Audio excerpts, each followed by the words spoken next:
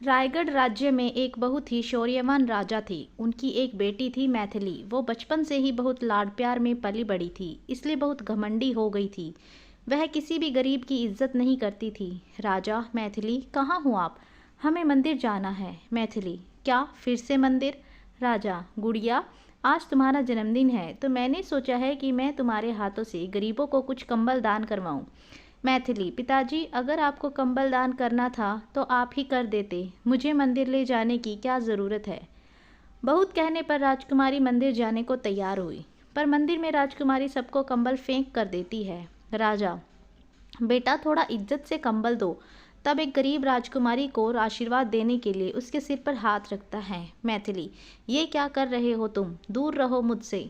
फिर एक किसान वहां पर फलों की टोकरी लेकर खड़ा हो जाता है। किसान, महाराज, मैंने सुना है कि आज राजकुमारी जी का जन्मदिन है तो मैं उनके लिए मीठे फल लेकर आया हूँ। राजा, राजकुमारी देखो तुम्हें बेर बहुत पसंद है ना, ये लो। मैथिली, क्या ये भिखारी मेरे लिए फल लेकर आए हैं और आपको लगता है कि मैं इस भिखारी के हाथों से ले लूँगी?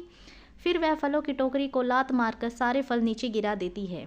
मैथिली, इन्हें कह दो ले जाएं अपने फल। राजा, राजकुमारी ये क्या बदतमीजी है, माफ़ी मांगो इनसे, ये बड़े हैं तुमसे। मैथिली, नहीं पिताजी, मैं नहीं मांगूंगी माफ़ी वाफ़ी, और वहाँ से चली जाती है। राज्य के लोग आपस में बात करते हुए। पहला व्यक्ति, अरे देखा आज राजा की बेटी कितने घमंड के साथ सबसे पेश आ रही थी। दूसरा व्यक्ति, भाई अपने औलाद को हमारे राज्य राह पर नहीं ला पाए। कहाँ हमारे राजा का बर्ताव और कहाँ राजकुमारी का घमंडी स्वभाव। पहला व्यक्ति, सही कहा भाई, पता नहीं राजा कभी उसे सुधार पाएंगे या नहीं। किसी के साथ बात तक करनी नहीं आती राजकुमारी को। शाम को राजकुमारी के जन्मदिन की दावत में सब लोग भोजन कर रहे होते हैं। मैथिली, पिताजी आपने क्या बनवाया है? आपको पता है ना मुझे पालक की सब्जी पसंद नहीं है, और ये दही बड़े में दही इतना खट्टा। और थाली पर से उठकर चली जाती हैं। पर राजा बहुत अपमानित महसूस करता है। राजा को जब राजा अकेला शाम बगीचे में बैठा होता है तब उसके कंधे पर कोई हाथ रखता है। राजा, मौसी आप? मौसी, हाँ बेटा, आज मैंने सोचा कि आज राजकुमारी के जन्मदिन पर उससे मिलकर उसे आशीर्वाद दे दूं, पर यहाँ आकर देखा तो राजा, मौसी मुझे लगता है मेरी ही परवरिश में कुछ कमी रह गई। अब मैं क्या करूँ कि वह सबकी इज्जत करना सीख जाए। मौसी, मेरे पास एक तरकीब है, देख, मैं राजकुमारी के लिए कंगन लेकर आई हूँ।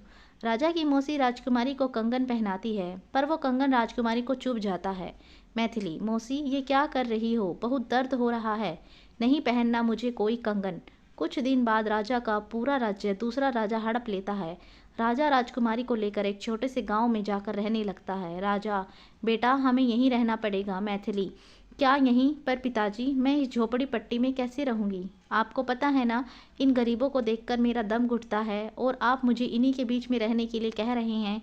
राजा, हाँ बेटा, पर तुम्हें तो पता ही है ना कि अब मेरा पूरा राज्य मुझसे छिन चुका है और हमें कुछ दिनों के लिए यहाँ रहना पड़ेगा। फिर राजा और राजकुमारी दोनों उसी झोपड़पट्टी में रहने लगते हैं। एक दिन राजा को काम के सिलसिले में कहीं बाहर जाना पड़ता है। राजा, बेटा कुछ दिनों के लिए मुझे दूसरे राज्य जाना पड़ेगा, बहुत ज़रूरी काम है। मैथिली, पर पिताजी मैं यहाँ अकेली इन लोगों के बीच में नहीं रह सकती, आप मुझे भी अपने साथ ले चलिए ना। राजा, नहीं बेटा, वहाँ तुम्हारी जान खतरे में है। मैथिली, तो फिर आप भी मत जाइए। राजा, काम बहुत ज़रूरी है, नहीं तो तुम्हें छोड़कर मैं नहीं जाता।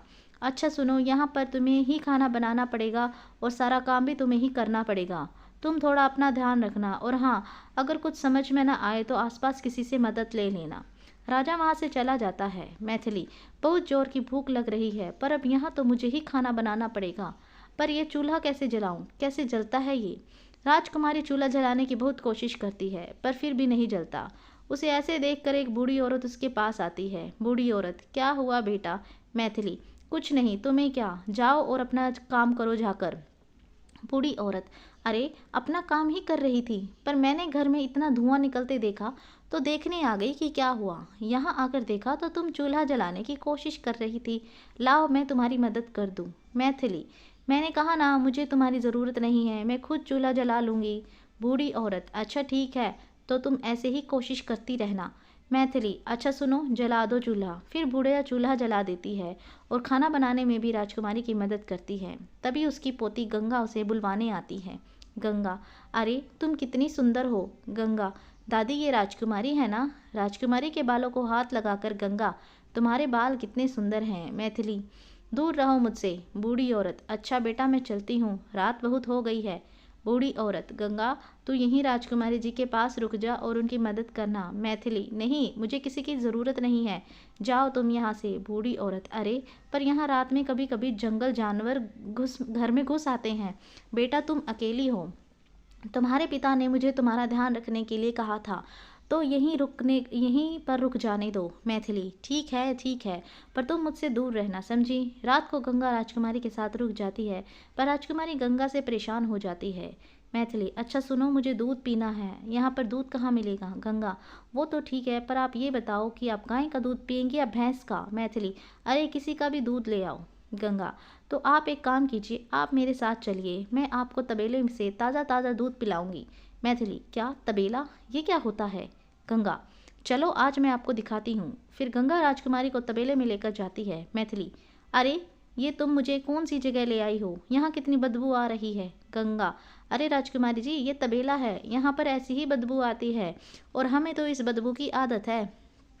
और ये देखिए वो काका दूध निकाल रहे हैं, रोज आपके यहाँ दूध यहीं से जाता है, तो आपको तो ये भी नहीं पता होगा कि हम जो भोजन करते हैं वो हमारे पास कैसे आता है।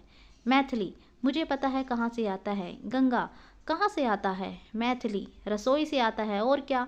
गंगा, अरे रसोई से तो आता है, पर रसोई से पहले हम अनाज को खेत में बोते हैं, फिर वो 3-4 महीने उगता है, फिर कटता है, फिर उसका आटा पीसते हैं, तब वो रसोई में आता है। मैथिली, अच्छा मतलब जो खाना खाते हैं उसके लिए इतनी मेहनत करनी पड़ती है। गंगा, जी हाँ, वो देखिए वो काका और बाकी सारे मजदूर खेत में दिन रात ऐसे काम करते हैं, तब जाकर हम खाना खा पाते हैं। अब चलिए मैं आपको आपके घर तक छोड़ देती हूँ। गंगा और राजकुमारी दोनों घर चली जाती हैं। कुछ दिनों बाद राजकुमारी के पास भोजन खत्म हो जाता है। मैथिली, अरे अब तो घर में थोड़ा सा राशन भी नहीं बचा, एक काम करती हूँ, पास की राशन की दुकान से कुछ सामान ले आती हूँ। मैथिली, काका कुछ चावल, थोड़ा आटा और दाल दे दीजिए। दुकानदार, ठीक है बिटिया। सामान लेकर राजकुमारी जाने लगती है। दुकानदार, अरे बेटी पैसे? मैथिली, पैसे? पर वो तो मेरे पास नहीं है। दुकानदार, क्या पैसे नहीं हैं? पर तुम मुझसे बिना पैसे के सामान नहीं ले जा सकती। मैथिली, पर काका मैं बहुत भूखी हूँ और घर पर कुछ भी खाने को नहीं है, मैं अभी ले जाऊँ फिर आपको बाद में पैसे चुका दूंगी। दुकानदार, नहीं मैं बिना पैसे के तो अपनी माँ तक को सामान नहीं दूँ, तुम तो किस खेत की मूली हो। मैथिली, काका सामान के बदले आप जो बोलोगे मैं वो करने को तैयार हूँ, पर अभी मुझे सामान ले जाने दीजिए, मैं बहुत भूखी हूँ। दुकानदार, अच्छा तो एक काम करो, मेरे खेत में कुछ काम है वो तुम ख़त्म कर दो, मैं तुम्हें ये सारा सामान ले जाने दूंगा। मैथिली, ठीक है काका। फिर राजकुमारी दुकानदार के खेत में उसका बताया हुआ सारा काम करती है। तब उसे एहसास होता है कि वो जिस खाने का अपमान करती थी उसे उगाने में कितनी मेहनत लगती है। मैथिली, कुछ समय पहले मुझे खाने की कदर नहीं थी और आज खाने के लिए मुझे कितनी मेहनत करनी पड़ रही है।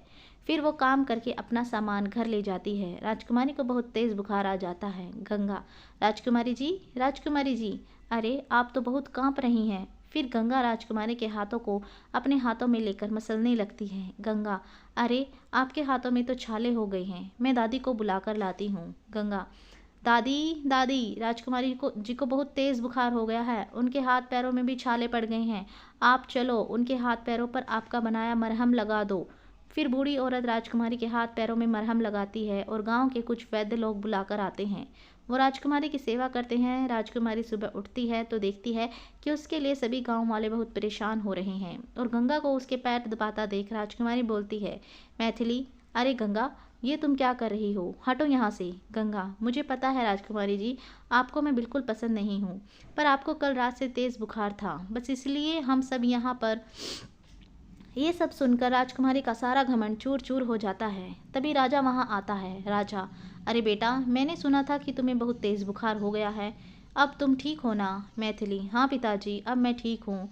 फिर राजकुमारी राजा को सारी बातें बताती है। राजा, मुझे माफ़ कर दो मेरी बच्ची, मेरी वजह से तुम्हें ये सब काम करना पड़ा। मैथिली, अरे नहीं पिताजी, आप ये बताइए आपका काम हो गया। तभी एक सिपाही वहाँ आ जाता है। सिपाही, महाराज चलिए रथ तैयार है। मैथिली, कहाँ चलना है पिताजी? राजा, हमारे महल में बेटी। मैथिली, पर महल तो। राजा, नहीं बेटी, वो सब नाटक था, तुम्हारे घमंड को तोड़ने के लिए। मैथिली, क्या नाटक था?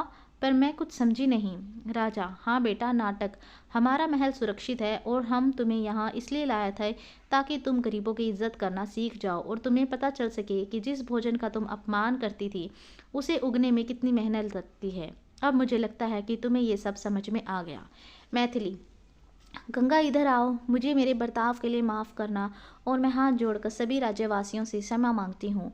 मैथिली, पिताजी, आज के बाद मैं आपके साथ मिलकर आपकी प्रजा की सेवा करूँगी। राजा, वाह मेरी बेटी वाह, आखिरकार मौसी का ये प्रयास रंग लाया। गांव वाले, महाराज की जय, राजकुमारी जी की जय। फिर राजा और राजकुमारी दोनों महल चले गए। आपको ये कहानी कैसी लगी कमेंट करके हमें ज़रूर बताएं। अगर आप चैनल पर नए हैं तो प्लीज़ चैनल को लाइक शेयर और सब्सक्राइब ज़रूर कीजिए।